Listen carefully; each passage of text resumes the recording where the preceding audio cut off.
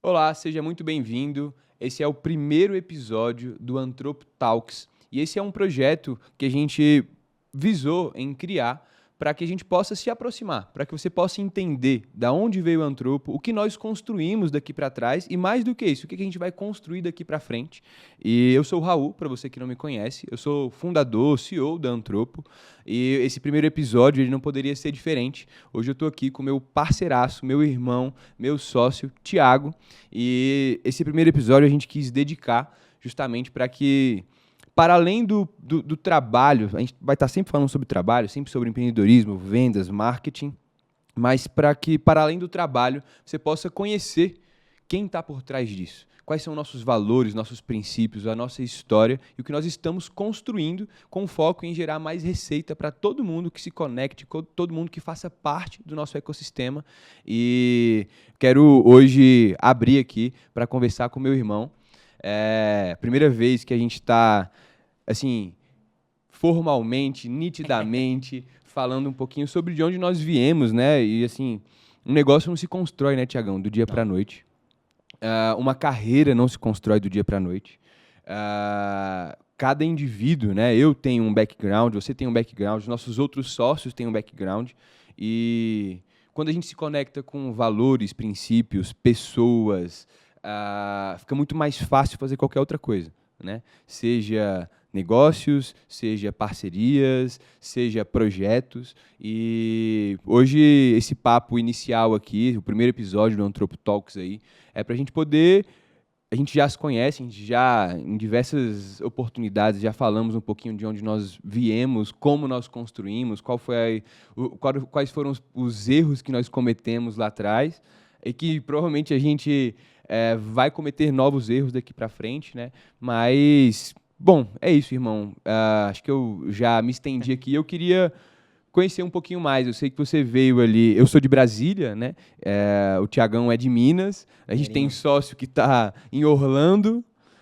E de alguma forma eu acho que Deus, do jeito dele, fez com que a gente se conectasse. E eu não acredito que isso foi por acaso, né? Mas como foi para você ali?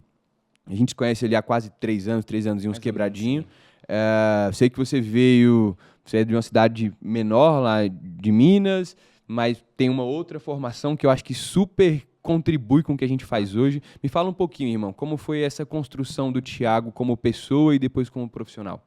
Pô, pessoal, ó, primeiramente é um prazer estar aqui nesse projeto que está sendo idealizado. Como o Raul já falou, né, a gente já teve oportunidades de várias outras vezes falar um pouquinho sobre a nossa história, mas não transmitir isso para vocês. Então, acho que é uma excelente oportunidade a gente conseguir passar um pouquinho dessa jornada até aqui, né? Os Total. nossos clientes nos conhecem ali do dia a dia, conhecem o que a gente construiu, que está rodando hoje, mas é legal a gente mostrar um pouquinho de onde veio, principalmente de onde cada um de nós ali teve que trilhar para chegar aqui. Então, eu nasci em Pedro Leopoldo, a cidadezinha bem próxima ali a Belo Horizonte, capital de Minas, dá uns 15 a 20 minutos. E, assim, o marketing, para mim, ele foi como se uma válvula de pressão. Foi no momento que eu tive que Tomar uma tomar uma decisão. decisão e de lá para frente eu tive que escolher isso que se tornou um estilo de vida. Eu, por formação, desde do ensino médio, me foquei muito na área técnica, então eu fiz desde o curso técnico na área elétrica, aprendizagem, me formei. Hoje eu sou graduado em engenharia, como engenheiro elétrico, eletricista, né? E o que acontece? Chegou um determinado momento, já com a vida constituída, casado, por volta ali 2021, pós-pandemia, foi quando eu tive a notícia que o meu primeiro filho ia nascer. E aí a cabeça da gente fica daquele jeito, né? Pera aí, eu tenho que fazer algo a mais. Nesse momento estava como gerente de laticínios, gerente industrial do laticínio Creminho, laticínio da família da minha esposa. E eu ficava pensando, cara, o que eu posso fazer aqui a mais? O que eu posso agregar Já ganhava aqui? uma graninha, mas você ainda não sabe exatamente para onde ir. Exato. Você queria algo a mais. Acho que todo mundo chega um momento da vida que você pensa assim, eu preciso de fazer algo a mais. Isso, pra mim, a virada de chave foi quando eu tive a notícia que o Daniel tava para chegar. E a cabeça não parava. Tentei vários projetos, tentei várias coisas. E aí eu conheci o tráfego pago. por advento de um conhecido, ele falou, olha, já tem um tráfego aqui, e aí comecei a estudar sobre aquilo por volta de 2021. Nem conhecia o Pedro Sobral ainda. Não, essa época ali, Pedro fui conhecer bem depois, foi bem no inicinho, então consumi muito conteúdo na internet gratuito, fui aprofundando, tentei quebrar a cara com muita coisa do tráfego, né? Lá atrás, 2021, quem viveu essa época era o tráfego direto, venda de infoproduto, e muita coisa não dava certo. Até que acho que uma coisa, só pegando um gancho, que tu falou aqui, que realmente tem o dedo e tem a mão de Deus em tudo que a gente está fazendo. Porque a minha entrada efetiva na parte da gestão de tráfego, do modelo que a gente está aqui hoje, prestando uma assessoria para os nossos clientes, enfim, ele surgiu de uma forma muito natural. Olha que interessante, a minha irmã ela foi fazer uma consulta com um profissional da área estética e ela comentou assim, o rapaz, nossa, que tal, tá precisando de alguém fazer um tráfego aqui. Eu faço. E ela lembrou de mim, o Thiago estudou isso um tempo atrás, estava falando disso. Mas nunca tinha rodado nenhuma... Nada. Ali não tinha experiência nenhuma e ela foi, bom, beleza, vou fazer uma... Thiago, chama aí o doutor tal e aí vocês vão começar a bater um papo e aí o cara topou. Eu entrei nesse projeto sem ganhar R$1, foi o primeiro cliente meu, doutor Anderson, tá? Obrigado pela oportunidade, foi o primeiro cliente nosso, a gente não cobrou ali, eu lembro que no início... E assim, foi uma escola, cara. A gente começou a aprender, a gente trabalhou um tempo com ele, foi um baita de um cliente. E dali para frente, as coisas foram fluindo de uma maneira muito natural. Um cliente começou a chegar, indicava Cobrava outro. quanto? Quando foi o primeiro? Quando você recebeu? Quando eu recebi, de lá? né? Porque o primeiro foi gratuito, mas o primeiro contrato foi R$300 ali. E trabalhando feliz, pô, já tinha minha função, né? Como gerente da fábrica, eu era gerente industrial, então eu trabalhava ali durante o dia inteiro, chegava de madrugada, e por laticínio tem essa rotina, né? Você chega muito cedo e sai muito tarde, acompanhava a equipe, os 2 turnos, e aí eu empreendia à noite. Então eu chegava ali por volta das 18, 19, com a esposa grávida e começava a tentar muita coisa ali. Trezentinho. Feliz, né? Feliz. E de lá para cá as coisas foram vindo. Dele surgiu um outro cliente, e o outro cliente indicava. Uma coisa que, graças a Deus, sempre ocorreu em todas as nossas empresas é que um bom trabalho sempre traz um feedback positivo. E a gente sempre teve um canal muito legal da indicação. Então, a gente estava muito presente e os clientes começaram a chegar.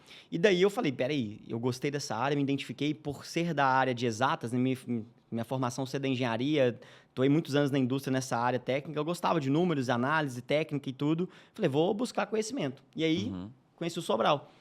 Conheci o Sobral numa live e aí entrei para a comunidade Sobral de Tráfego lá atrás. Da comunidade Sobral de Tráfego surgiu a oportunidade de ir para o Subida ao Vivo, 2023. E essa história é legal. Quando eu decidi para o Subida ao Vivo, eu lembro que eu comentei assim, e quem sempre apostou, acho que é sempre legal ressaltar isso aqui em mim lá. Minha sogra, por ter essa veia empreendedora desde cedo, porque o Thiago não tinha. Qual o nome dela? A Lena. A minha visão, que eu fui formada para ser funcionário público. Então, a minha vida inteira foi trabalhando nisso. Faz um concurso, estabilidade. E quando eu tive a oportunidade de trabalhar junto com ela na Creminho, no laticínio, foi uma escola. Eu falo que ali foi a minha faculdade do empreendedorismo. Ali eu comecei a entender que, peraí, eu posso conseguir algo a mais aqui com o meu trabalho. Eu posso empreender em outras áreas. E eu meio que intraempreendi ali dentro. E a gente criou uma parceria muito legal. Foi, vamos dizer assim, nos termos de hoje, uma mentora para mim. Então, sou muito grato a Deus pela vida dela. Até hoje é. E aí eu lembro que ela postou muito essa ideia. Não, vai mesmo, vai na viagem e tal. E eu tenho até esse conteúdo no perfil que nessa época eu não tinha basicamente o dinheiro da passagem. A gente estava ali pro Daniel chegar, tinha várias coisas. E tudo. Muita coisa ali já comprometida. E eu lembro que era um momento de, financeiramente falando assim, peraí, não temos aqui algo sobrando, é um momento de tomar de decisão. Eu tenho até uma mensagem que eu mando para a Débora assim, olha, se eu tiver o dinheiro da passagem aqui, eu vou. Tá salvo até hoje a mensagem. Tá salvo até hoje, tem esse conteúdo no perfil. E aí eu tomei a decisão de ir. E eu fui sabendo que tinha o pitch para uma mentoria. E eu falei com ela, ó, fica tranquila que eu não vou entrar. Eu já sei, eu vou ficar aqui, isso aqui é tranquilo, vou só pegar o evento. E cheguei lá, acho que foi ali que virou aquela chave. Foi você conseguir ver 5 mil gestores, pessoas que atuam no mesmo segmento que você vê que existe um mercado ali. Então, a gente, como está no digital, muitas vezes a gente não tem essa proximidade com quem está do outro lado. Não sabe a proporção, né? Não, você não tem a mínima noção que você tem ali um mundo de oportunidades. E quando eu cheguei ali, minha mente explodiu. Então, lembro que foi o primeiro dia de evento, eu ficava ali, gente, isso aqui é muito legal e tal, é isso que eu quero, essa é a visão que eu tenho. Até que veio o pitch. O Pedro chegou e falou assim, ó, tô abrindo aqui, vai ter a mentoria, o Subido Pro, e não me recordo agora na época o valor, mas acho que era em torno dos seus 22 mil, 20 mil, algo assim. Eu lembro que eu mandei uma mensagem assim pra Débora, minha esposa. Falou, amor, Ele fez um empilhamento bem feito, fez um né? empilhamento bem feito, ali mexeu na emoção. Eu falei, amor, eu acredito que é isso que a gente precisa.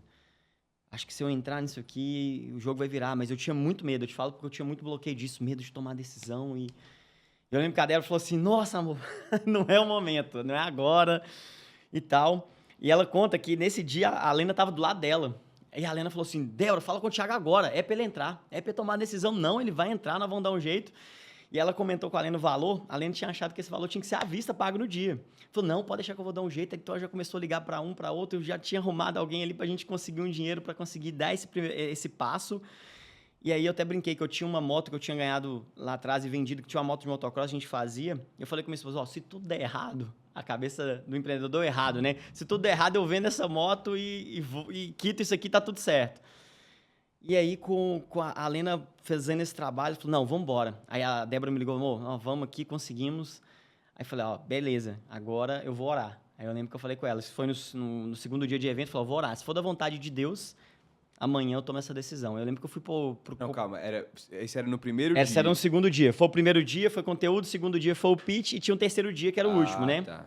Então, nesse segundo dia, foi à noite, se não me engano, foi um sábado, e eu não tomei a decisão. Falei, olha, fiquei ali com o coração balançado, era algo que eu vi ali, estava disposto a fazer acontecer, mas hoje, Raul, e você conhece um pouco disso, né? Eu falo muito, a gente não toma nenhuma decisão sem antes colocar nas mãos de Deus e ouvir a voz dele. Eu creio que ele é isso que tem feito tudo que a gente tem colocado nas mãos, graças a Deus, sendo abençoado, prosperando e crescendo, porque vem tudo do direcionamento dele. E aí eu fui pro quarto do hotel esse dia, eu lembro que eu mandei uma mensagem pra minha mãe à noite, falei, mãe, tô para tomar uma decisão muito importante, não falo o que é, não falei com ela o que seria em si, ora por mim e amanhã eu tenho que tomar essa decisão. Pedi a Débora para orar também, fui dormir. Eu lembro que de manhã eu acordei com a mensagem da minha mãe, acordou com a mensagem, Thiaguinho, eu e seu pai, nós oramos aqui, e Deus, seu pai tirou essa palavra aqui, está em Tiago 1,6, se eu não me engano. Eu lembro que falava assim, olha, o homem que tem ânimo dobro, aquele que não toma posição de nada, assim, definitivamente, acaba que, para qualquer lado que o vento soprar, você vai ser levado. Basicamente, para quem não sabe qual caminho seguir, como é que é? Quem não sabe qual caminho seguir, qualquer caminho serve, né? A Alice no País das Maravilhas. E isso, para mim, foi uma confirmação. E ali eu já veio no meu coração bem convicto que eu ia tomar aquela decisão, falei com a Débora, a gente de acordo, e aí eu tomei aquela decisão. Foi um passo que eu te confesso que eu dei o passo, foi a primeira vez na minha vida que eu dei um passo sem ter o chão. Não tinha um dinheiro, não tinha a condição de pagar a primeira... Você tinha, só não sabia que Deus ia colocar, na verdade. Exatamente, eu não tinha condição de pagar a primeira parcela que venceria daí 30 dias. E voltei para casa daquele jeito animado e vamos embora. E de lá para cá, resumindo a história... Foi um mover, assim, foram pessoas abençoadas que passaram por nossas vidas, clientes abençoados que chegavam, indicavam outros e eu falo que a nossa operação ela cresceu de uma maneira muito natural, sem eu ter que precisar de colocar ali uma energia, sem investidor. Sem investidor. O investidor foi Deus, foi a contribuição da minha esposa de apoiar, da minha sogra de incentivar. E isso que fez com que, de lá para cá, até hoje, já passaram 4 anos, né? Quase 4, 5 anos, de 2021 para cá. Então, assim, Raul, eu vejo que... E aí, detalhe, dali tive que tomar a decisão de sair do laticínio. Eu era o braço direito da minha sogra nesse momento, lá na parte, eu tocava toda a parte da operação. E não era sua grana, é porque ela te ajudou de um lado. Exato. E você estava ajudando ela do outro. Foi muito difícil. Eu posterguei por muito tempo. Quando eu conversava com a Débora, eu falava assim, olha, amor, quando a nossa empresa que a gente está abrindo agora bater metade do que a gente está faturando, que eu ganho hoje aqui como gerente, a gente pensa aqui. Depois que ela passar, eu tenho que tomar uma decisão. E eu lembro que eu posterguei muito essa decisão, porque eu tinha uma importância dentro do projeto, a gente estava construindo algo juntos, tinha uma visão de futuro dentro do laticínio para fazer crescer. E, além disso tudo, tinha toda a conexão, né, da família, de emocional, de estar ali junto. E eu lembro que teve um dia que a Alena me chamou no escritório e falou assim, Thiago, tem uma coisa que Deus está me incomodando para te falar. Eu falei, tá, mas me fala aí. A Cremin tá te travando. Não, mas se ela já fez isso lá antes, não dá para esperar algo. Ela não queria te prender, ela queria te ver voar. Aquilo para mim foi um dos maiores aprendizados e que eu tento replicar hoje dentro com os nossos colaboradores que nós possuímos, que é um ambiente de crescimento e de transparência. Eu lembro que quando ela falou isso, eu falei assim, peraí, Helena, como assim? Não posso sair agora. Não, a Cremin está te travando. Se você tivesse focado 100% no que você está construindo, você estaria ganhando 2, 3 vezes mais do que isso. Uhum. E eu naquela insegurança ainda de não ter aquela... Ela tinha mais de 20 anos de empreendedora, só com a sua quinta série, ela construiu uma empresa que fatura bilhões todos os meses. E eu ali naquela insegurança iniciando, estava pegado na mentalidade ali, peraí, isso aqui é o meu certo, eu estou construindo o incerto. E aí aquilo me falou assim, realmente, tem que tomar a decisão. E nós tomamos a decisão ali por volta de novembro. E eu não vou saber números exatos, mas basicamente de novembro, quando eu saí e fiquei focado 100% na nova empresa, a gente praticamente triplicou o faturamento até 3, 4 meses depois.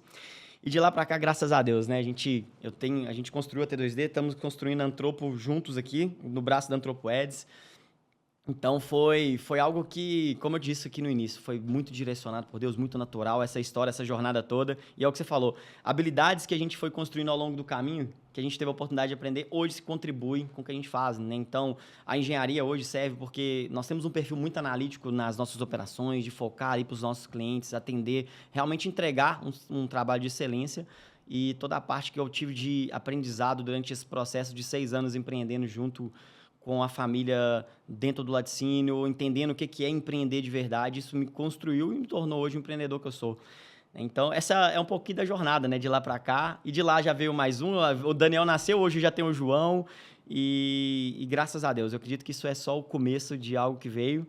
Mas, cara, me fala um pouquinho. A gente já conversou um pouquinho também lá atrás. Antes de ir pra minha história, eu tenho uma pergunta, assim. Vai lá. Toma uma água. Pô, você veio... E, assim, você nem foi na raiz, assim, porque você não falou muito sobre mãe, Sim. pai, toda essa construção que antecede tudo que você viveu aí. Mas a pergunta é, você se arrepende de alguma coisa?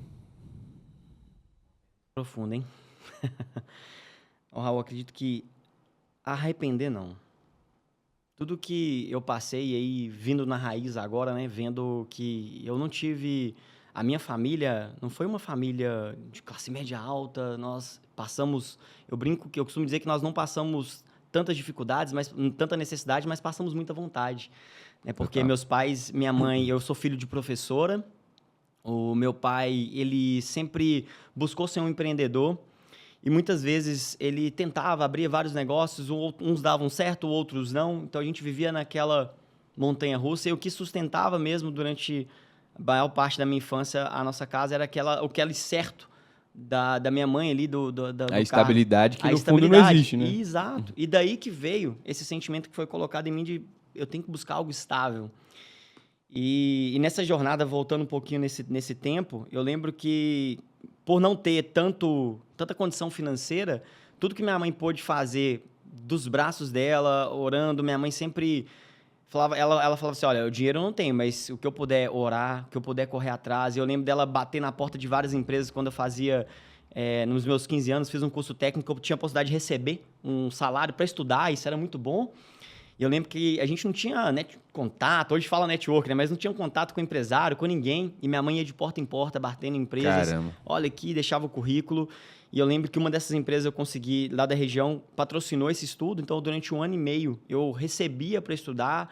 Então, eu já conseguia ajudar em casa desde muito cedo. Já tinha responsabilidades. A gente veio de uma família humilde. Então, você começava a ganhar algo. Ó, tem uma continha aqui que é sua, tem algo. Então, eu sou muito grato a Deus por toda essa jornada. Porque... não tem como arrepender, porque tudo que eu passei é o que me tornou o que eu sou hoje. Exato. Então, desde o esforço da minha mãe, dos meus pais, de buscar educação, né? Minha mãe não teve condição de pagar uma faculdade. Para mim conseguir fazer a minha engenharia, eu lembro que minha mãe falava, olha, Thiago, é estudo. Por ser professora, ela cobrava muito estudo. Então, desde muito novo, buscava e sabia que o estudo ele poderia ser uma virada de chave. Então, o meu curso técnico foi como bolsista. A faculdade foi também como bolsista 100%. Tive a oportunidade de conseguir a bolsa através de estudo e, assim, foi uma felicidade imensa. Então, eu sou muito grato aos meus pais, à educação que eles nos deram. E eu falo que as oportunidades, porque isso foi muito melhor do que dinheiro. Foi muito melhor do que ela ter chegado e tá aqui, tá paga a faculdade, tá pago o seu ensino. Não, porque eu aprendi a valorizar, aprendi realmente o que eu precisava fazer para crescer como homem. Então...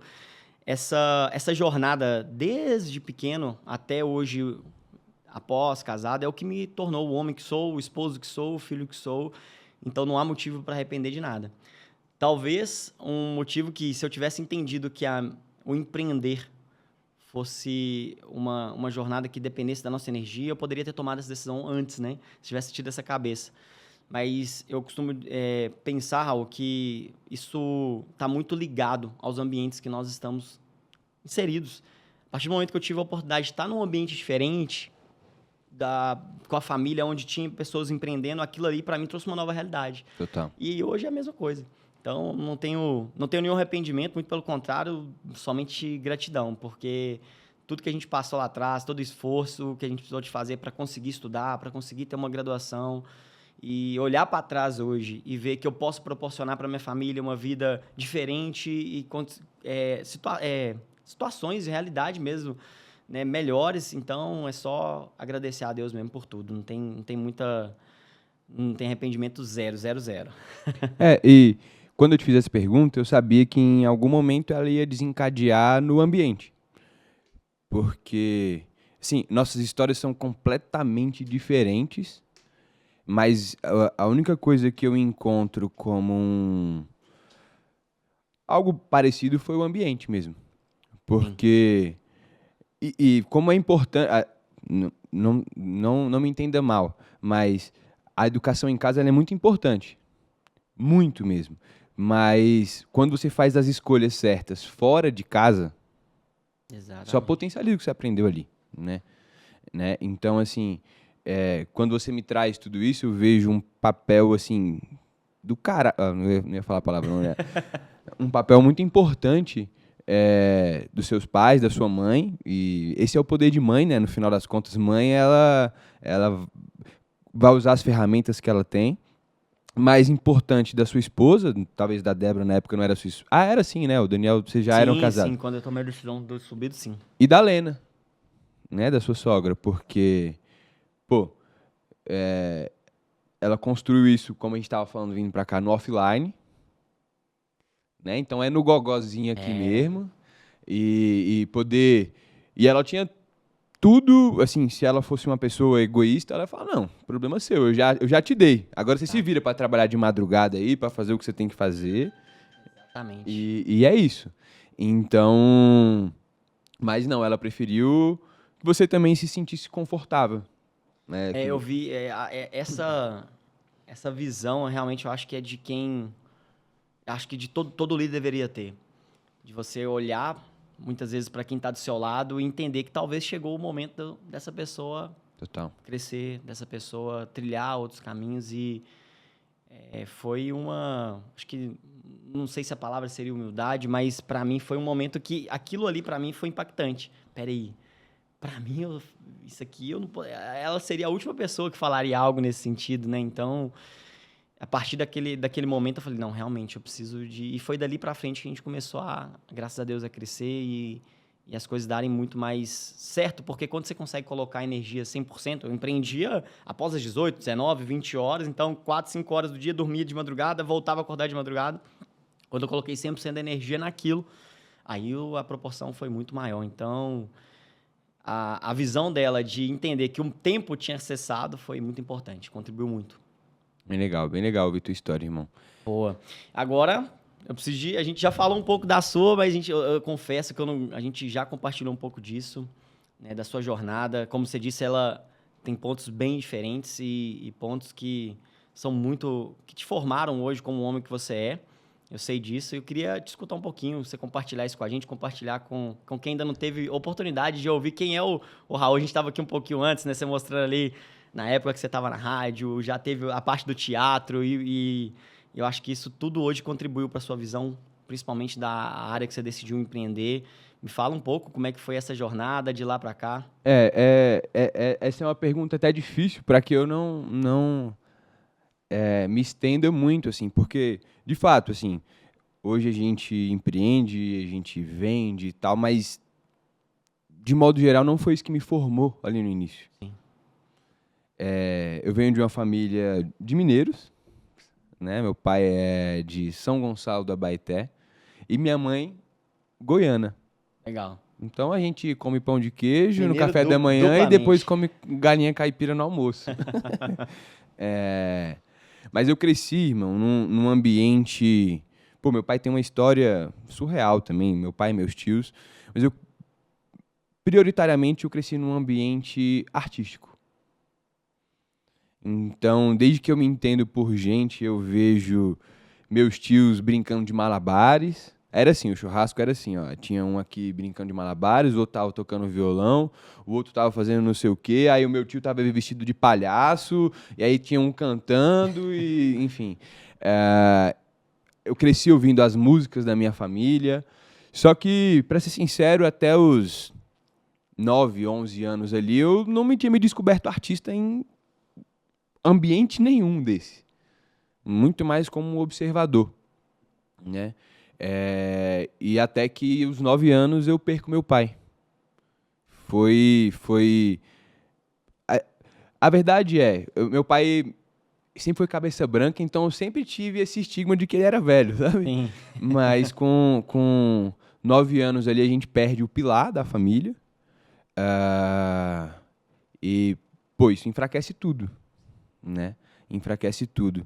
E naquele momento ali, minha mãe, que aprendeu muito com meu pai, por ela ser mais nova que ele, ela também se vê desamparada, porque a família dela estava no Goiás e ela em Brasília, e ela aguentou as pontas ali durante acho que uns 5 anos, digamos assim. E não era fácil, irmão. Ela dava dia 10, né, que ela recebia no dia 10, aí ela pagava as contas do aluguel e ela falava, sobrou R$ 10 para passar o resto do mês. E eu, nessa época aí, já um pouquinho mais pra frente ali, eu tinha 12, 13 anos. Meu pai sempre foi contador. Então, meu pai tinha um escritório, que tinha minha irmã como sócia, minha mãe acabou saindo do escritório. E eu falei, cara, não dá mais, eu preciso. Eu era adolescente, então eu queria ter um tênis legal. Falei, pô, o que eu vou fazer? Aí eu tinha 12 para 13 anos, cheguei na minha irmã e falei assim, tal dia eu faço 14 anos, dava no final de semana, na segunda-feira eu tô lá para trabalhar. Eu não pedi o emprego, eu me dei. Já impôs, já, ó, tô aí. Com 14 anos. E aí, cara, eu brinco com os meus amigos, assim, que de todos, nenhum deles trabalhou com máquina de datilografia. Eu trabalhei. Eu ficava fazendo eu trabalhava no almoxarifado, precisava registrar, nem sei o que eu estava fazendo, na verdade. Eu sei que eu registrava umas notas lá, só que aquilo era muito chato. E sempre que surgia oportunidade, assim, de algo mais visual e tal, aquilo me interessava, mas eu não sabia fazer. Aí um belo dia eu morava com a minha mãe ainda, ela não tinha ido pro interior ainda, a vizinha, nunca esqueço, o nome dela chama Hermínia Gama. A filha dela, ela tinha feito um aniversário da filha dela, na época ainda era CD, Sim. então ela botou as fotos do aniversário da filha no CD, e ela queria, sabe quando você imprime uma capa no CD assim? Sim, sim. E eu ficava futricando, cara. Ficava baixando o jogo, craqueava, os negócios piratão. Ela falou, Raul, você não consegue... Eu era o menino do computador, né? Então ela achava que eu sabia fazer. Não consegue fazer uma capa aí pra esse CD aqui, não, e tal? Falei, claro, com certeza. Ela falou assim, te pago R$ 20. Falei, rapaz, R$ 20 é Passa quase o agora. corte de cabelo. E aí o meu padrinho, o Thiago, foi um dos meus mentores ali no início. Ele tinha uma construtora, ele é um baita de um arquiteto e tal. E na época, quem é designer vai conhecer das antigas, tem um programa chamado CorelDRAW, que é justamente onde fazia, né? Qualquer tipo de impresso, logomarca, vetor como um todo. Nessa época não tinha IA, né, Raul? Era na Não, unha. era na mão. Aí eu fui lá no escritório, era pertinho assim. Aí eu fui lá e falei, padrinho, pô, a mulher quer me pagar R$ 20, não sei o que, não sei o que, não sei o que. Como é que eu faço isso? Aí ele foi lá, abriu o CorelDRAW, aí eu lembro até hoje. Você pegava a ferramenta do círculo, você segurava Ctrl, ele fazia um círculo perfeito. Mas eu precisava saber o tamanho exato, né? O raio, o diâmetro ali do CD. Aí ele foi lá no Google, pesquisou o tamanho, aí ele botou, e aí ficou exatamente num tamanho. Aí eu apertava o P, centralizava, pá, ficou o tamanho do CD. Daqui a pouco ele pegou a imagem no Google, clipou ela dentro do CD, botou um textinho ali e estava pronto. Eu falei, não, não é possível que isso existe, não. Você é louco. Achei, Onde é que eu achei tava? minha mina de ouro. Onde é que eu tava esse tempo todo? E dali, irmão, foi assim, tutoriais e tutoriais e tutoriais de YouTube, tutorial assim, eu fiquei vidrado. Não conseguia pensar em outra coisa. E aí, mas aí era assim, estudava de manhã e à tarde ia lá fazer as notinhas lá da datilografia, né? Aí, pô, Raul, minha irmã falava assim, precisa fazer uma capa aqui para o relatório, o balancete, sei lá das quantas. Aí ia lá rapidão no Corel, já tava manjando já. E aí lá dentro eu comecei a resolver soluções de design, assim, visuais, né? Aí um belo dia eu chegava um cliente lá que ele não tinha uma logomarca que precisava botar na nota fiscal. Eu falava, 150. Tô empreendendo, tô intraempreendendo aqui dentro. 150. Beleza. Só que, então eu já fazia isso, já atuava com isso, mas chegou um momento que, assim como aconteceu, acho que na Creme ali, não me completava mais aquilo. E eu sou o tipo de pessoa que, se meu coração não tá ali, meu amigo, eu até posso demorar, às vezes, para tomar essa decisão. Mas também, quando eu colocar isso na cabeça, não tem volta. E aí aconteceram algumas situações que eu não estava gostando mais. Tipo assim, aí eu fui pro departamento pessoal, registrar carteira de trabalho, depois fui pro fiscal, ficava lá. Eu sou muito bom de digitação por isso, nem olhava mais, ficava digitando o número lá o dia inteiro. Pô, não quero mais isso. E aí, com 16 anos ali, minha irmã falou assim, pô, eu tenho um cliente, Alexander Juste, foi o cara que trouxe a tecnologia BIM pro Brasil, Revit e tal, né? Tem mais, na época tinha 8 livros já publicados, ele era bem famosinho, assim. Não, ele tá começando a vender uns cursos e tal, nem sabia o que era marketing digital. Vai lá conversar com ele. E eu sempre, talvez você não tenha essa visão, porque é uma característica minha, o cara que ele nasce sem o pai, o que ele cresce sem o pai, ele vai aprendendo com vários homens diferentes. Tá ligado? Tipo assim, aí o primo, ele faz um papel de pai quando precisa, o chefe, e eu sempre tive a sorte de que os meus chefes gostavam de mim e me tinham como um filho. Em um ano, aí já precisei me gourmetizar, né? Aí já não era mais só o CorelDRAW, não sustentava. Aí eu precisei aprender o Illustrator, o Photoshop, aí ele queria gravar vídeo, então me obriguei, na época era Sony Vegas, a editar os vídeos. Com um ano, em tese eu era o profissional mais caro, porque eu não era um jovem aprendiz, eu trabalhava de manhã e à tarde, eu tinha carteira assinada, tudo bonitinho, só que eu trabalhava 4 horas. E foi ali onde foi crescendo o setor de marketing, eu meio que me tornei um pequeno líder ali dentro. E foi assim, uma baita de uma escola para mim.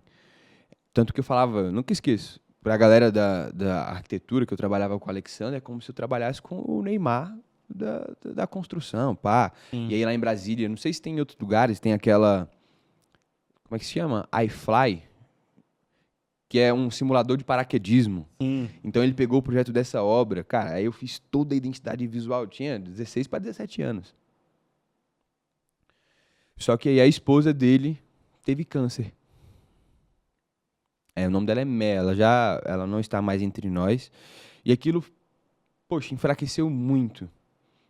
E ela também, se eu não me engano, ele era arquiteto e ela era engenheiro, ou vice-versa.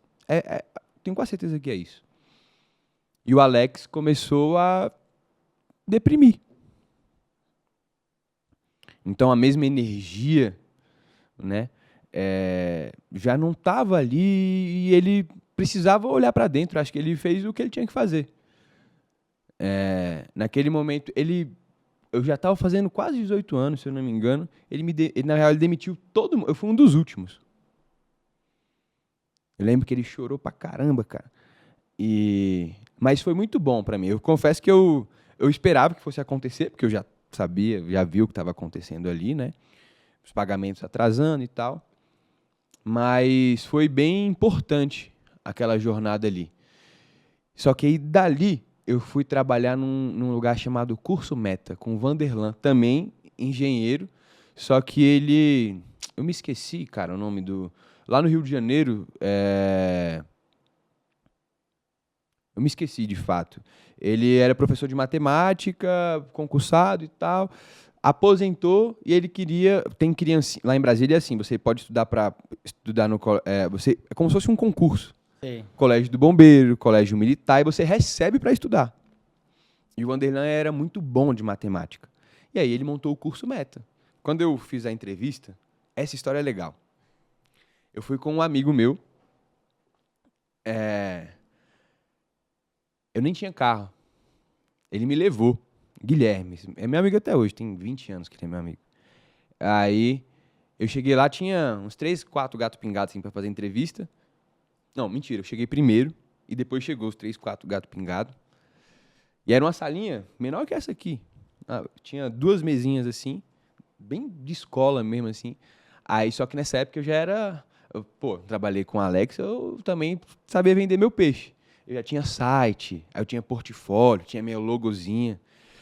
E não era assim, Thiagão, vem aqui fazer uma entrevista que a gente ia pra uma salinha. Não, era na frente de todo mundo. E aí eu fiz minha entrevista na frente de todo mundo e eu destruí. Assim, tava inspirado, não sei. Tava no dia. Aí ele falou, não, beleza, que massa, desce lá pro hall do prédio lá e espera pra gente dar o veredito. Não deu, aí eu desci com o meu amigo, não deu 5 minutos. Todos os outros que estavam ali se candidatando desistiram. Porque ninguém a apresentação foi tão boa que o pessoal fazia, não compensa. Ninguém tinha o portfólio que eu tinha, ninguém nunca tinha editado vídeo, ninguém sabia sobre design, sobre montar um site, câmera e etc. E desistiram, eu não tive concorrente, entre aspas. E foi muito legal, porque mais uma vez eu tive ali um chefe que olhou pra mim sobre outro ponto. Acho que ele enxergou algo em mim. E o que eu percebo é que por muitas vezes eles se enxergavam em mim. Legal. E aí foi onde eu descobri, pode pesquisar, se chama Camila Porto. Camila Porto é dos primórdios aí de tráfego pago. Foi onde ele comprou um curso que ele fez e ele me cedeu o acesso, chamado Verticalizando no Digital, alguma coisa do tipo assim. Aí eu não fazia tráfego, né? Minha área era a criação. Ele fazia o tráfego e eu a criação. Aí ela me ensinou o funil AIDA ali, né? Atenção, interesse, desejo e ação. E aí, cara, a gente refez tudo. Refez site, eu já tinha câmera, eu sempre investi nas minhas coisinhas, sabe? Eu tinha câmera, tirava foto dos alunos, e o que era uma salinha, é uma faculdade lá em Brasília chamada Fortium. Era uma salinha dentro da Fortium, o que era uma salinha em poucos meses, talvez em uns 6 meses, a gente alugou um bloco inteiro da faculdade. O que eram 20 alunos, daqui a pouco eram 300. A operação cresceu. Cresceu. Eu não sei se é porque na época não eram muitas pessoas que anunciavam, enfim. Cresceu, só que... Sabe o que aconteceu? Eu não entenda mal o que eu estou falando aqui, mas eu não tinha mais serventia lá. Ele estava tão cheio de trabalho que a gente não tinha tempo para poder debater os próximos passos. E acho que isso é no meu ponto de vista, foi um grande erro dele lá. Você tá com a faca e o queijo na mão, você vai estagnar aqui? Só que, tipo assim, até então eu sabia trabalhar com comunicação. Não tinha nem faculdade ainda. Só experiência de campo de batalha e assim... Só isso. Um gancho, né? A gente vê esse tipo de decisão, Raul, ainda hoje em vários empresários. Todos os dias. Às vezes o empresário, ele tem ali toda a zona de potência do seu negócio e por um motivo ou outro ele não dá aquela atenção devida. Ou para o marketing, ou para o operacional, ou para o comercial, enfim. Então, o que você trouxe aqui é fundamental. Eu estou pegando palavras aqui que eu vejo que são em comum dessa jornada. Né? Você falou um pouco de decisão que você teve que tomar. Você falou um pouco aqui sobre reinvestir, de colocar assim, beleza, é isso mesmo? Então, o seu melhor naquilo que se propôs a fazer. Eu acho que essas características, elas potencializaram muito essa zona de crescimento. Né? E te ouvindo agora, só confirma, porque eu me identifiquei muito com esses pontos.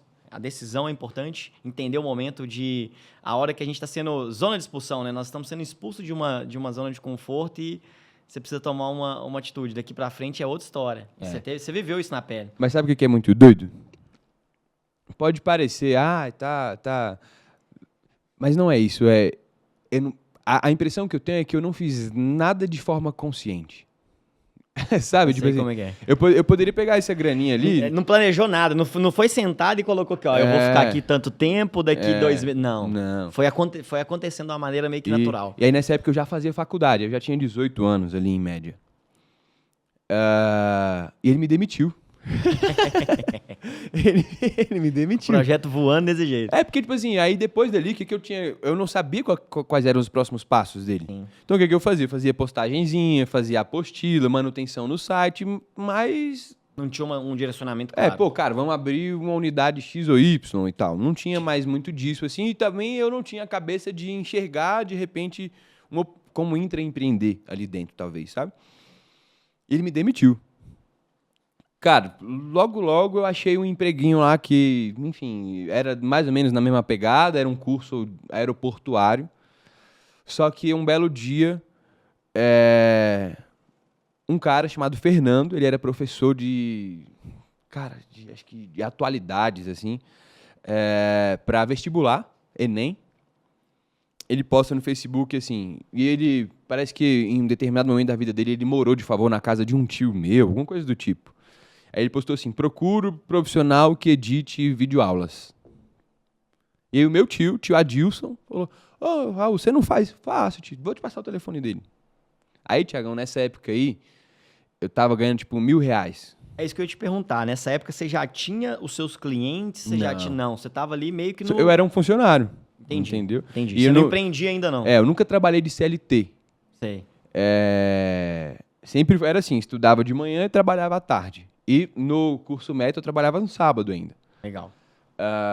E aí eu trabalhava... Aí, beleza, tinha saído de lá, fui para esse centro de treinamento aeroportuário, aí meu tio falou, você não faz isso aqui? Eu faço. Fernando foi lá, eu entrei em contato, nem sei se tinha um WhatsApp na época. Fechei com o Fernando para editar, acho que era 10 videoaulas por R$500. Falei, caramba, mas com um. E aí, tipo assim, eu passava 2 dias, eu editava os 10 vídeos. Sei. Com um cliente, eu já ganho metade do meu salário. Aí o Fernando começou a gostar das minhas edições e falou assim, não, tem o professor Washington Neto aqui também, que é professor de geografia. Falei, tá bom, é mais 500.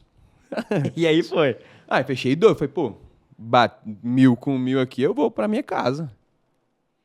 Nessa época, eu pulei um pouco da etapa, minha mãe tinha ido pro interior. Entendi. E mais uma vez, pra você ver, alguma coisa em mim dizia que eu não podia ir pro interior. Eu acho importantíssimo, às vezes, a gente ter essa sensibilidade de entender. Essa voz que você comentou, eu falo nas minhas decisões, Raul, para mim eu sinto muito a mão de Deus, sabe? Alguns chamam de intuição. Ele vai dando um tapinha pra cá, alguns um tapinha falam, pra... eu creio muito que é o direcionamento dele, porque... Não foi algo consciente que você decidiu fazer. As decisões também que muitas vezes eu olho para trás hoje e falo assim, gente, se eu não tivesse tomado aquela decisão lá atrás, hoje talvez poderia ser tudo diferente. Então, eu vejo o cuidado de Deus nessas partes, assim, e quando você começa hoje, da onde nós estamos, olhando para trás, você fala, cara, se eu tivesse tomado uma decisão diferente, tava tudo... Total. Era outra história. Então, a sensibilidade de ter essa percepção, acho que é muito importante, não só na vida.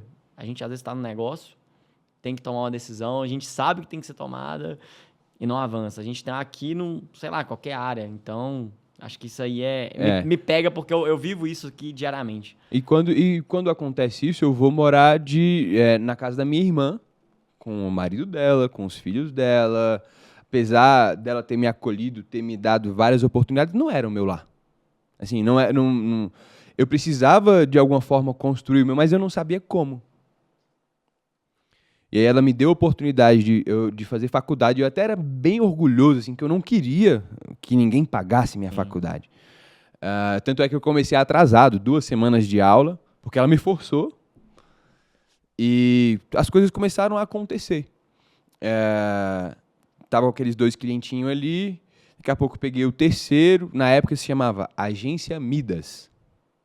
Da mão de Midas, sabe? Sim, Tudo sim. que toca vira ouro e tal. Mas eu não podia, porque depois eu descobri que já estava registrado, então eu nem podia utilizar. Tinha que trocar. E aí foi acontecendo assim, cara.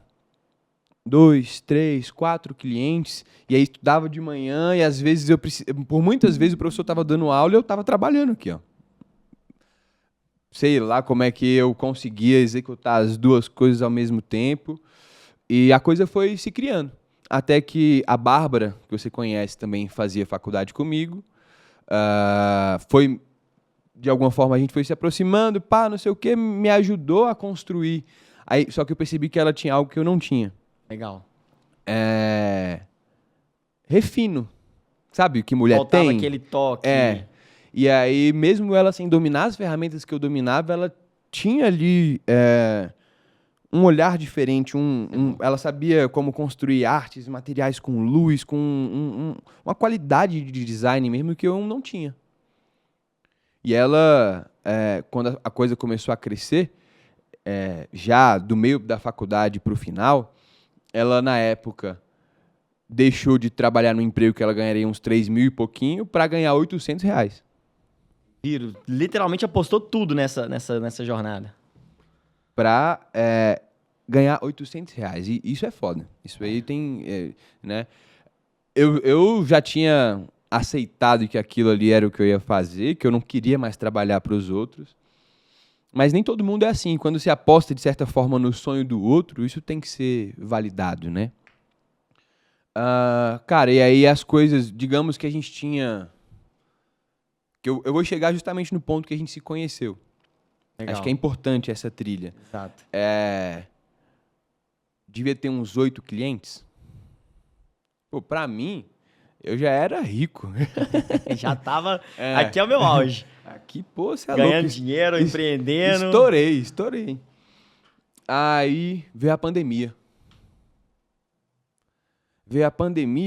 E aí o mundo inteiro percebeu que existia uma ferramenta chamada marketing digital, que eles seriam forçados, ou fechavam as portas, ou eles utilizariam essa ferramenta a favor deles. E foi onde dali de 8 clientes, cara, eu pulei para 30. Foi muito rápido esse pulo. Como? Indo no direct das pessoas e prospectando. E você sabe o tanto que é difícil, né? Nossa. Você vindo, o cara, primeiro ele abrir o direct, ele te responder. Depois você fluir. E eu não fazia, de novo, sem metodologia alguma. Aí, pá, vamos... E aí você vem com um cara que nunca te viu, que não gosta de... Um cliente, né? Que nunca te viu, não gosta de você, não sabe o que você faz, não confia em você. Não, muitas vezes nem entendi o que era o marketing digital, né? Porque essa época ainda, o marketing era pouco difundido. Já tinha, sim, lá atrás, mas ainda o nível de consciência era muito baixo. E qual que foi o meu estalo? Naquela época ali, tinha dado uma estourada em concursos públicos, só que focado em carreiras policiais. Acho que eu lembro dessa época. Tipo assim, lá em Brasília abriu a PCDF. Cara, era 2.000 vagas. Só que assim, somando todas as carreiras policiais, era tipo mais de 50 mil vagas que estavam em aberto ali. E aí eu fui nessa galera. O que acontecia? Os professores, a galera que já era delegado, e por muitas vezes esses caras passam em 8 concursos, eles ensinam outras pessoas a passarem, porque é um padrão, um método de fazer prova ali, né? E aí eu ia nessa galera, no delegado que era professor, no agente penitenciário que era professor, no escrivão que era professor, enfim. E aí fui por alguma coisa, não sei exatamente como, eu cheguei a uma mulher chamada Fernanda Klerman. E essa mulher falou assim, eu te indico o cliente. Só que eu quero, ela pediu 30, 40, 50% de desconto. Entendi. E pô, tava começando a ganhar o dinheirinho, era mão fechada. Não entendia isso ainda, né? Falei, tá, velho, vou topar essa parada aí, vamos nessa. Nunca chegou nenhum cliente. Mas chegou o que ia mudar a minha vida. Eu tinha um cliente chamado Decolar, em Brasília. Eu não era gestor de tráfego, e para não perder o contrato, eles falaram assim, eu preciso que você faça umas campanhas de Google. Eu fui lá e aprendi a fazer o básico do básico do básico, né? Pelo menos pesquisar o leilão das palavras-chave ali para poder criar essas campanhas. Mas não sei, o Google ficava me ligando, cara, de um número dos Estados Unidos, assim, insistentemente, chato pra caramba, assim, todos os dias. Aí um belo dia eu tô lá trabalhando, resolvendo milhões de pepino. Aí aí meu telefone toca uma vez. Aí eu vejo lá, né? Mais 351. Eu falei, já é o Google, pelo amor de Deus. Aí tocou 1, 2, 3. Na quarta, meu amigo, eu tava puto. Ia pagar um sapo. Fala, Raul. Eu falei, ué, mas o Google nunca falou comigo assim. Esse atendente tá diferente, pô. Esse telemarketing é bom. Fala, Raul. Aqui é o Paulo Casaques. Cara, tem empresa disso. Estou começando um programa de mentoria, tal. Queria ver se você faz umas artes aí pra mim. Só que, pô, eu tava ali com os meus 30 clientinhos, faturando uns 30, 40 mil reais por mês, meu custo Tudo era certo. baixo. Eu não tinha nem salário, eu não sabia quanto que eu ganhava, mas eu sabia que tinha um dinheiro na conta. Sabia que tinha dinheiro que tava chegando. Falei, pô, cara, eu não faço. Você falou não vá de cara, você falou não faço. Não faço. Eu preciso entender o que é seu projeto e tal, para que depois disso seja uma arte, um vídeo, enfim. Não, mas é que eu faturo tanto, eu vou te indicar tantos clientes. Eu falei, tá bom, pô, massa, mas eu não faço. Eu não vou pegar. O que eu falo nas reuniões para os clientes é que eu faria diferente hoje. Né? Porque e fica de ensinamento mesmo assim, tipo, se você não agarrar essa oportunidade, outra pessoa vai. Com certeza. Concordo. Só que, aí de novo, o poder de Deus, do mundo, do universo, do destino, das coisas, ele tinha todas as cartas para ele falar, cara, não, tá bom, você foi meio folgado aí comigo, eu não quero. Sim. Mas ele gostou, não sei por quê. Veio no meu privado, fechei um contratinho, na época era R$ 1.800, de um projeto chamado Fórmula do que dá certo. E era uma mentoria do Paulo e da Fabi junto. Acho que o Paulo, eu não tenho certeza, acho que a primeira mentoria foi 10 centavos de dólar, $1, algo do tipo assim. Só que, de novo, assim, ele fechou o contratinho, o que chamou a atenção dele era a qualidade do que a gente entregava versus a cobrança. E como eu falo, né, no nosso trabalho, a gente não é mecânico. Exato. Isso é importante. Né? Assim, não é... O mecânico é assim, você pega o seu carrinho, você dá a chave na mão dele e ele vai lá e resolve. Daqui 4 dias seu carro está pronto. O nosso não. Se o coração do cliente, o tempo do cliente, eu não estou falando o dia inteiro, não é dedicado para o que a gente está criando ali, não gera resultado. E isso é notório, Raul. Já puxando esse gancho, a gente vê que os clientes que performam melhor dentro do digital, e aí a gente volta já para a história, são os clientes que dedicam minimamente um tempo para acompanhamento do projeto, para estar acompanhando ali, cobrando o time. Eu falo, às vezes eu faço reunião com os clientes e falo, pessoal, você tem que cobrar mais, tanto o time, e a gente também vai cobrar, porque é o que você falou, não é um produto que você compra pronto. Exato. É literalmente algo que né? é construído em conjunto. E, infelizmente, essa visão ela vem muito de como o mercado prega o marketing digital. Né? Com a pílula mágica, a gente fala muito isso nas nossas reuniões, né? Com uma pílula mágica que vai solucionar. Então, e aí, lá atrás, você já teve essa decisão com o Paulo. Pera aí, calma aí.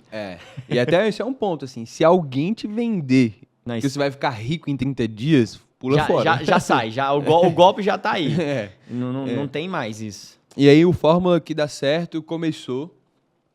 E, cara, o Paulo, você sabe o quanto ele faz e acontece. Sim. Né? Então, uniu a nossa... Porque aí eu fui enxergando quem era o Paulo. A gente foi se conectando já de primeira. Eu falei, cara, aqui eu tenho uma oportunidade. Então, tava ali, ó. Cobrando. Cara, e o vídeo, não sei o quê. E assim. Tanto é que eu brinco, em algumas aulas que eu dou, que a foto do Paulo, quando eu conheci ele tava assim, ó, de camisa social, né? Ele tava de topete na época. Aqui, ó, no espelho, assim, ó. Detalhe, pessoal. O Paulo, ele é ex-diretor da Montblanc, no Brasil. É legal ressaltar isso, né? Ele tem empresa em 75 países do mundo. E essa era a foto dele. Então a gente vê, aí eu fui e a gente reconstruiu tudo. Porra, eu tô corrido e não consigo ir no estúdio tirar foto. Tá bom, então vamos fazer um ensaiozinho de iPhone mesmo. Ele lá em Orlando, a gente em Brasília. Massa. E assim foi. E aí foram surgindo os primeiros mentorados. Aí ele falou, cara, eu tenho outras 3 empresas aqui, acho que a gente tá precisando da sua ajuda. Pô, toda hora, mais 3 clientinhos aqui, vamos nessa. Eu quero. Na terceira, ele me liga e fala assim, olha, gostou? Gostei, muito. Posso te indicar muito mais, mas eu quero 30% de tudo que eu te indicar. É até engolir seco, né? Tava preparado pra isso, né? Até então você não tinha... Aí eu fui e fiz conta de padaria. Eu falei, cara, mas se eu cobro em média 1.500, 1.800 no máximo, se eu der 30% pra esse cara aí, eu não pago as contas. Tem margem. Eu tenho que pagar imposto, não sei o que, não sei o que, não sei o que. Não pago as contas. Aí eu falei, não, a gente tem que fechar por esse ticket aqui. Você me consegue indicar a galera que vai fechar por esse ticket? Consigo. Beleza. 3 meses, 40 indicações. Essas 40 indicações eu fechei com 30.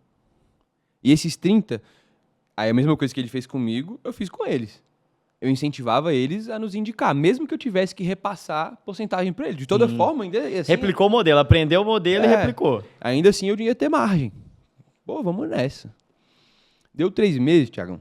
Aí todo mês era assim, toma aí 10 mil. Ó a sua comissão chegando, toma 10 mil. Toma 12 nesse, toma 13 nesse. Aquilo chamou a atenção dele. Né? Eu tinha tudo. Pô, o cara, quando ele é... Não é ambicioso, é ganancioso. Se eu quisesse continuar naquele modelinho ali, pô, já me indicou 40, tchau. Sim. Eu podia. Não, toma aí. Qual que é o Pix? Qual que é o Pix? Qual que é o Pix? Qual que é o Pix? Deu 3 meses, ele, antes de me ligar, ligou para esses clientes. Como é que tá lá com o Raul? Pô, resolveu? Tá resolvendo. Aí ele me liga de volta. Cara, você tem time... Aí eu, fui crescendo, fui contratando gente, treinando, né? Você tem time, você tem processo. E meu processo, muito amador, tá? Era pranchetinha aqui, eu ia desenhar e ia delegando. Você tem time, você tem processo, você tem coração ensinável, eu nunca esqueci disso. Eu liguei para os clientes, eles elogiaram o seu trabalho, falou que tá funcionando. E você ainda me pagou. Quero ser seu sócio. Falei, não. Eu quero ser seu sócio. Porque era assim, até hoje. Na verdade, era não. 5 ligações, era aqui, ó. Fala, Paulo, pô, vamos resolver tal problema. E era assim, todos os dias. Ele foi me puxando. Sim. Né? E dali, cara, o que eu percebi dali, Thiago? Ali eu tinha... Tá bom, trabalhava desde os 13 para 14 ali. De novo, eu não sabia que eu deveria ter salário. Era um mesinho ali que a gente tinha. Eu sabia que eu era bom sou bom em comunicação, em criar, né, esse posicionamento, mas tinha uma coisa que eu não sabia: empreender. Então eu não sabia sobre gestão. Eu não sabia sobre processos. Eu não sabia contratar. Eu não sabia o que era Simples Nacional. Eu não sabia sobre ferramentas. Eu não sabia que existiam ambientes onde as pessoas se conectavam e que, para elas acessar esses ambientes, elas tinham 2 caminhos. Ou elas pagavam, ou elas serviam. Exato. E aí o Paulo me apresentou tudo isso. Aí a gente paga uma mentoria muito ruim de uma empresa lá. A nossa meta era faturar 100 mil por mês. A gente conseguiu isso em pouco tempo. Mas aí tava pagando 4 mil para uma mentoria lá que não funcionou de nada. Tava falando para eu fazer quadro organizacional, mas eu já tinha feito há muito tempo. E aí a gente começou a ter outros níveis de acesso. Ô, Raul, conhece esse empresário aqui? Raul, serve esse cara. E ele foi me direcionando. Esse aqui você não vai cobrar, esse aqui você vai servir. Essa ferramenta aqui vai ser caro? Como ele diz, né? Dá a César o que é de César. Mas você precisa dela. Agora aqui a gente precisa fazer esse movimento. Então, conforme as coisas foram passando, como a gente já fez aquela conta, né? Pra gente ter essa liberdade financeira que a gente tem hoje, que é só o começo, Exato. nós levaríamos, em média, 15 anos O parâmetro que a gente tinha, né? Da maneira tradicional que nós estávamos trabalhando, sim. no mercado No tradicional. mercado tradicional. A gente fez em 3 anos, quase 4 anos. Então, e ali eu fui percebendo, né, que eu precisava ter braços, né? Aquele clichêzão de que sozinho você vai rápido. Junto vai mais longe. Junto você vai mais longe. Então, assim, foram muitos momentos de rompimentos, assim, sabe? De você se desconstruir e se construir todos os dias. Né? Como eu digo nas reuniões, empreender no Brasil é um ato revolucionário. E aí eu sempre fui assim, cara, eu nunca consegui guardar muito as coisas pra mim. Então, aí eu ia lá, dividia com o Thiago, aí eu ouvia o Thiago, aí eu ia lá e dividia. E eu não vou só no cara que é um empresário gigantesco, não. Meu padrasto, lá no interior, do jeito dele, ele também tem algo a me ensinar. Então eu sempre, eu tenho isso no meu celular. Escutar em silêncio e aprender a reter o que é bom. Isso é bíblico Isso é também. bíblico, exato, cara. É o coração ensinável, né, Raul? É. É o que... Pô, aquilo ali foi mostrando que eu precisava de gente, de pessoas. Que meu negócio não era sobre fazer uma comunicação e tal. Era sobre pessoas. E nesse processo de construção, a única coisa que eu não zerei aí do Érico Rocha, né, são 8 dígitos. Agora, 6 dígitos em 6 em 7 eu fiz, 6 dígitos em 3 dias eu fiz, em um dia eu fiz, em 1 hora, 2 vezes 7 em 7, não foi sozinho, isso é importante, porque muita galera digital fala, eu fiz... 7 em 7. Aí quem fez foi outro cara. O cara participou do projeto. E isso foi importante, eu estar nesses ambientes assim, pra eu entender que, pô, tem um mundo gigantesco aí. E a gente só não aprende se a gente não quiser. Eu não estou falando de meritocracia, muito pelo contrário. Eu estou falando de fome, de sede mesmo. De crescer, de querer mais, hein? E aí 3 anos, não, acho que tem uns 2 anos e meio, eu percebi que o tráfego era uma ferramenta que me faltava. Que aí eu lidava com um fulano, com um ciclano, cada um tinha um jeito diferente.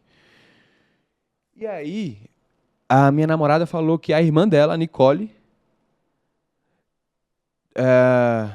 estava fazendo receitas saudáveis, estava incentivando o projeto de emagrecimento. Eu falei, ela não tem um gestor para me indicar, não? Aí a Sara pediu para a Nicole, ela passou seu contato. Eu lembro que eu te mandei mensagem, demorou pra caramba pra responder. Lembro. Tava correria, trabalhando, tava igual o Paulo, tava trabalhando demais. Acho que isso aí foi mais ou menos 2023, por volta de outubro ou novembro.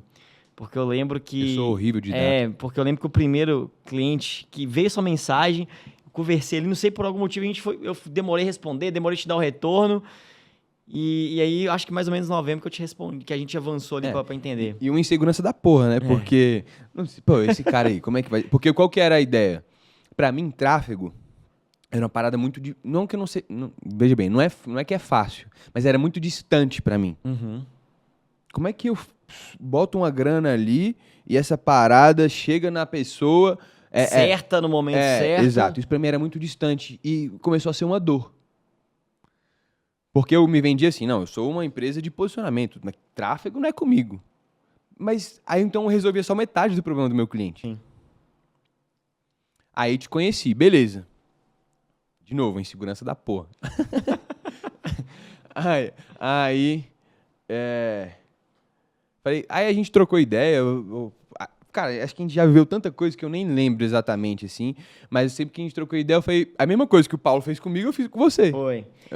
Fala. Vou te indicar aqui, eu acho que na época você falou 15% do que chegar. É porque 30, só o Paulo que era corajoso pra pedir. Aí eu fui lá e fiz a conta de padaria. Eu lembro que eu sentei igual você. Falei assim, peraí, meu ticket médio aqui, ele é tanto. para bater esses 15%. Aí eu até te voltei, pô, Raul, então vamos ter que buscar uns projetinhos mais ou menos nesse valor aqui, desse ticket, não lembro Só qual. que qual que era a vantagem?